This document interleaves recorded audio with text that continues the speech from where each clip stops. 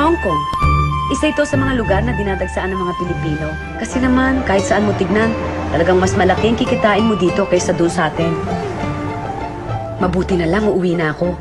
Matagal na rin mula nung huli ako umuwi sa Pilipinas. 6 na Pasko, 6 na bagong taon, 6 na birthday ng mga anak kong pinalampas ko.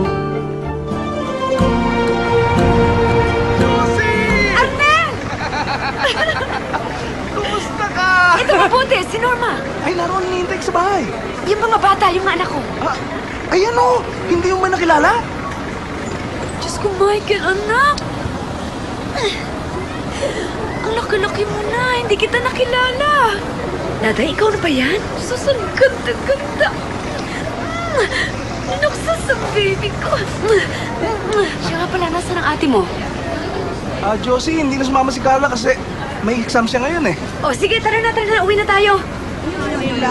Sana ganyan din kami ng mga anak ko. Yan ang mga namimiss ko.